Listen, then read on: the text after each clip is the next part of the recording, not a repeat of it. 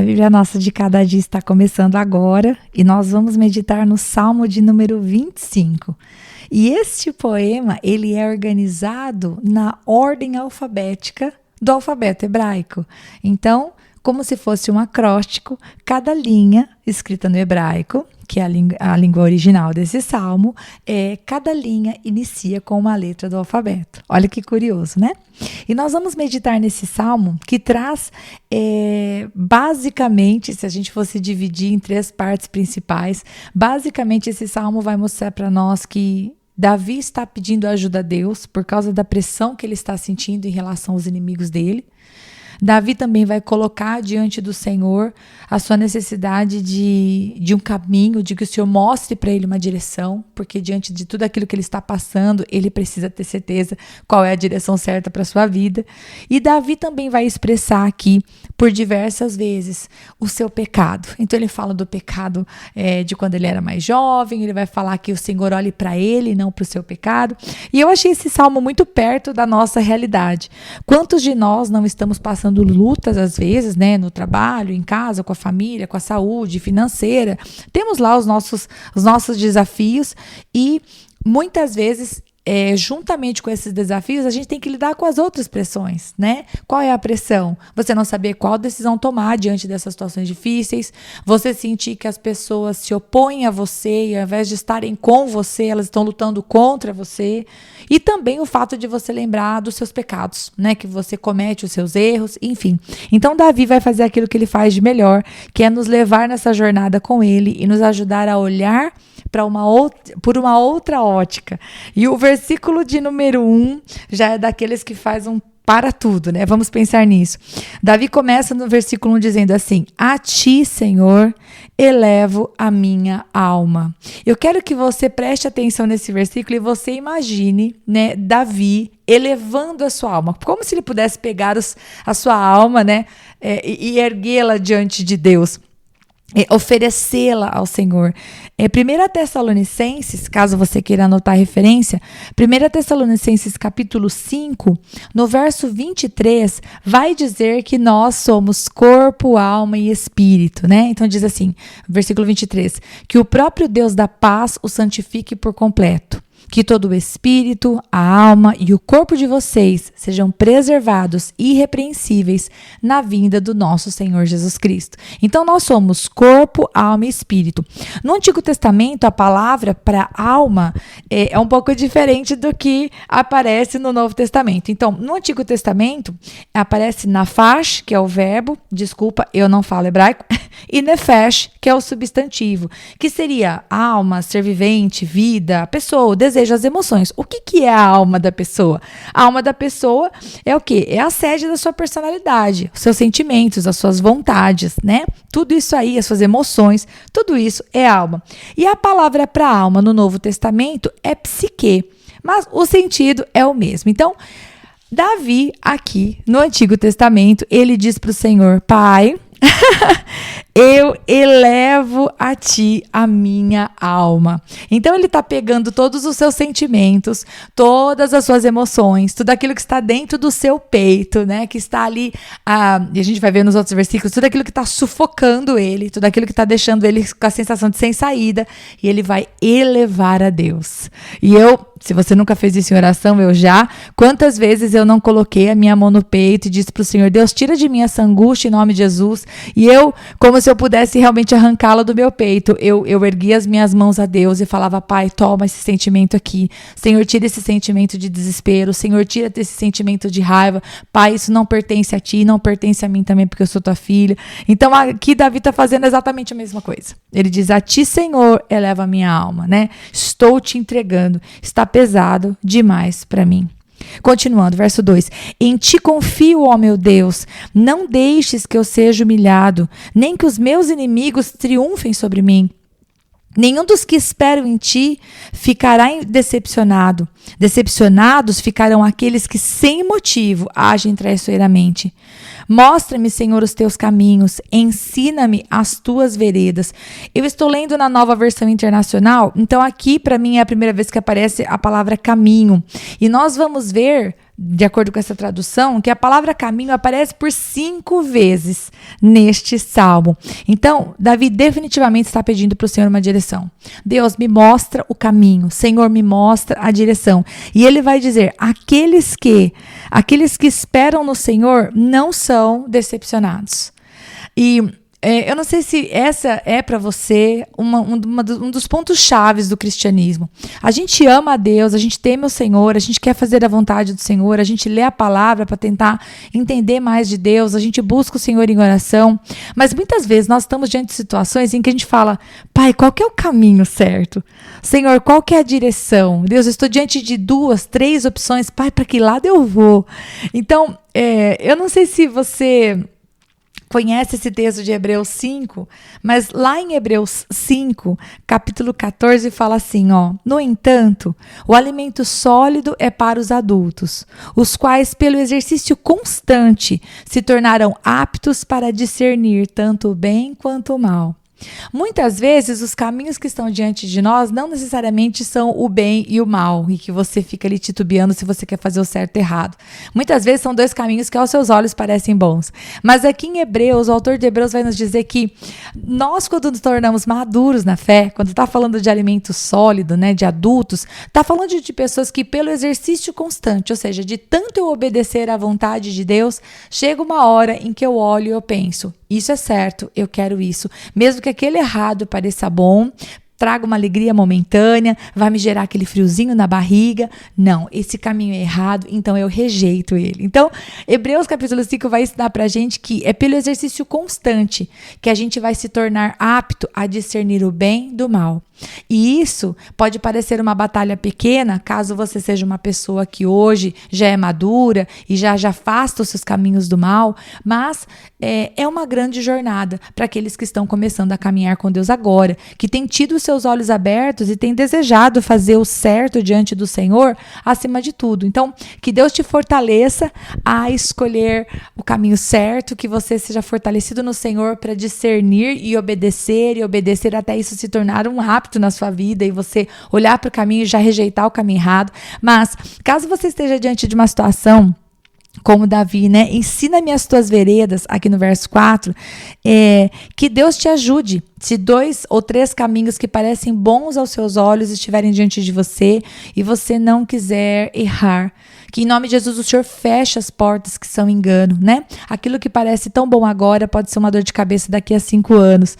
Então, Deus sabe de todas as coisas, que você não deixe de orar. Deus pode tanto trazer uma resposta para você, quanto Ele pode simplesmente te trazer um livramento e fechar uma porta, sem que você precisa decidir.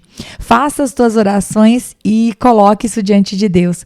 No versículo 5 diz assim, guia-me com a tua verdade e ensina-me, pois tu és Deus, meu Salvador, e a minha esperança está em ti o tempo todo. Então, no momento fácil, a nossa esperança está em Deus. E no momento difícil, a nossa esperança continua estando em Deus. E vamos fazer aquilo que Ele quer que nós façamos.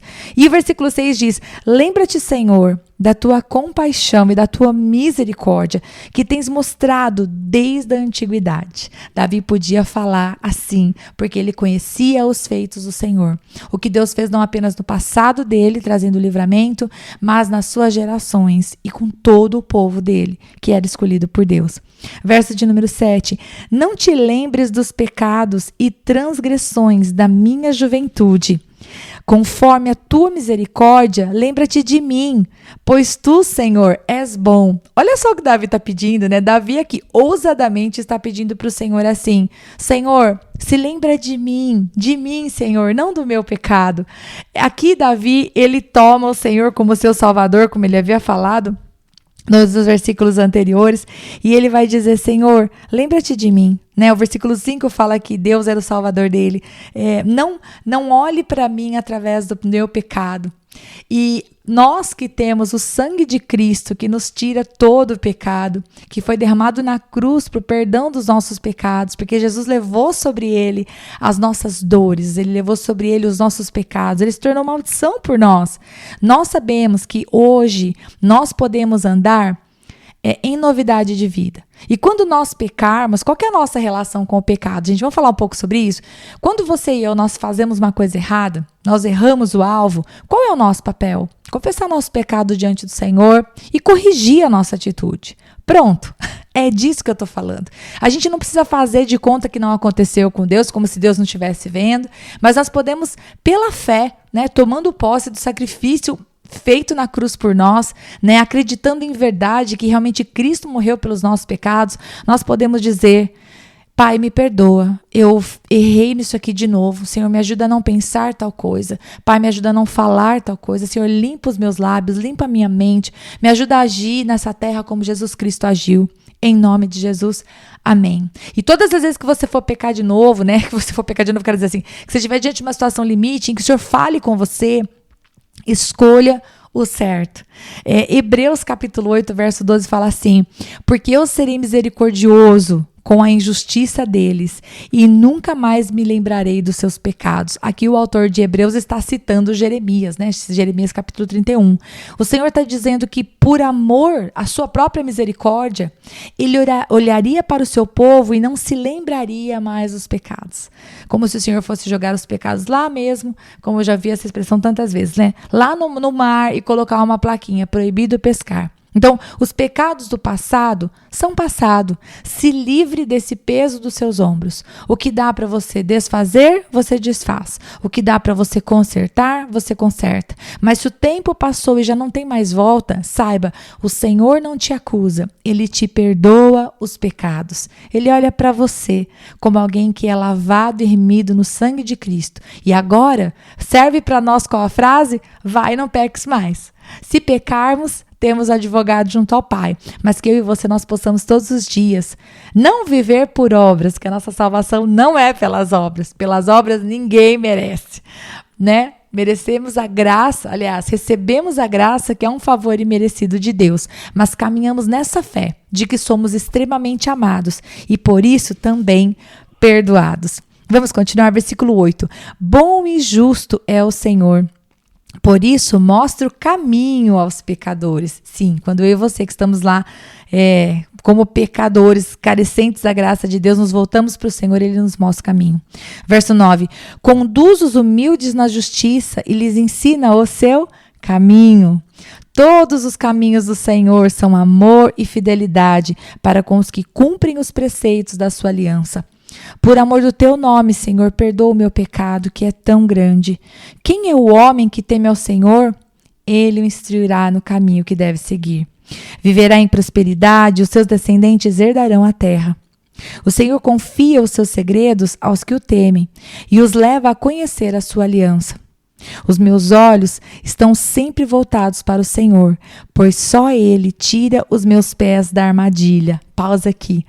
Todos esses versículos nós vemos Davi dizendo mais e mais: Senhor, me mostra o teu caminho, me guia pelo caminho, o Senhor traz o caminho. E aqui no verso 15 ele arremata dizendo: se houver qualquer armadilha, uma vez que eu estou caminhando com Deus, Ele vai tirar os meus pés da armadilha. Porque muitas vezes, queridos, Deus nos livra da armadilha, mas muitas vezes nós caímos na armadilha e o livramento vem naquele momento em que nós estamos mais angustiados e desesperados. Então saiba que Deus não está surdo para o clamor sincero. Deus não está com os olhos fechados para alguém que verdadeiramente se arrepende dos seus maus caminhos e volta. Ele está ali de braços abertos para nos ajudar a encontrar o caminho. Nós não estamos sozinhos. Verso 16. Volta-te para mim e tem misericórdia de mim, pois estou só e aflito. E aqui a gente vê um pouquinho do coração de Davi.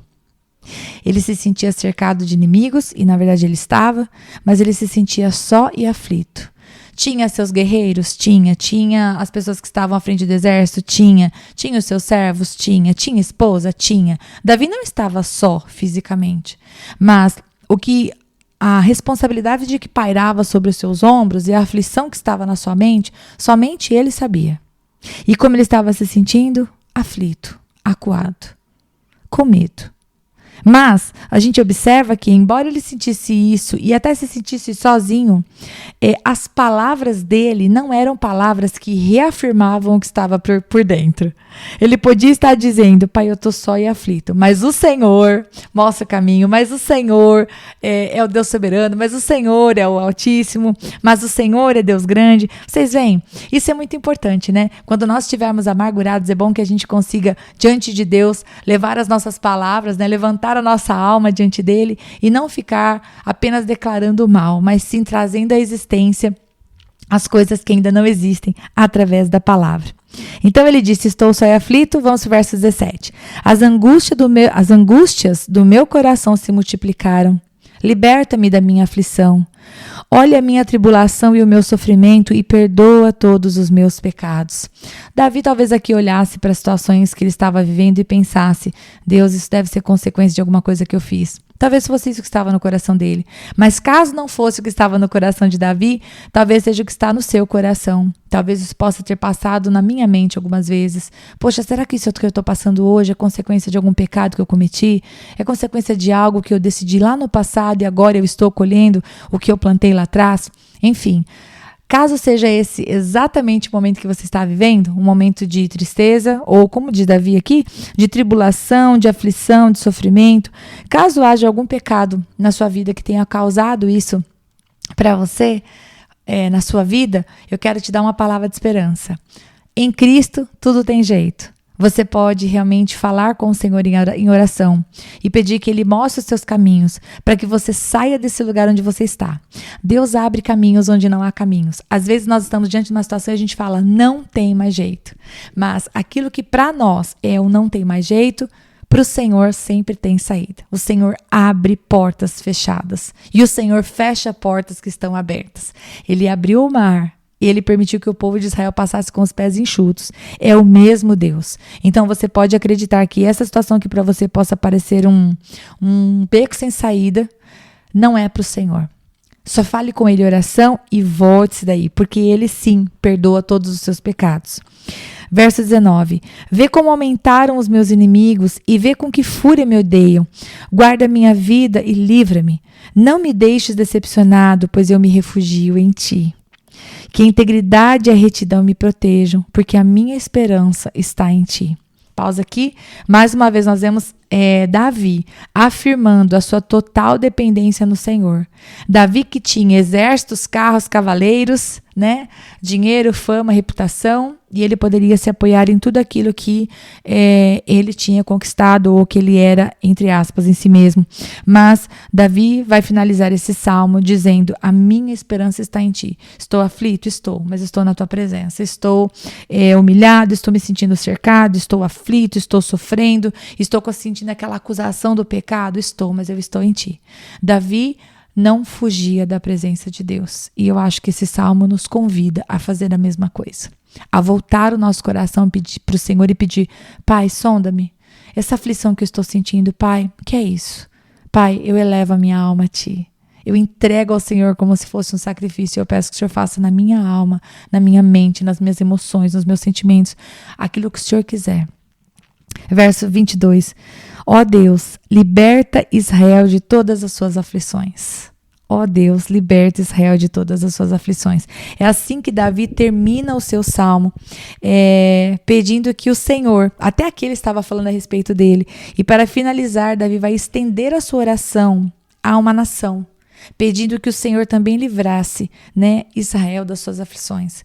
Eu penso que essa oração, da mesma maneira que Davi estava orando por si, e depois ele estendeu essa oração, nós também devemos fazer. Se enquanto você me escuta falando, você sabe de alguém que está passando por uma aflição, quando terminarmos esse áudio, né, quando terminarmos esse podcast, fala com o Senhor, Pai, tira aquela minha amiga da aflição. Senhor, em nome de Jesus, tira aquele meu amigo da aflição. Senhor, coloca eles de pé. Senhor, faz cessar a ação dos inimigos ao redor deles.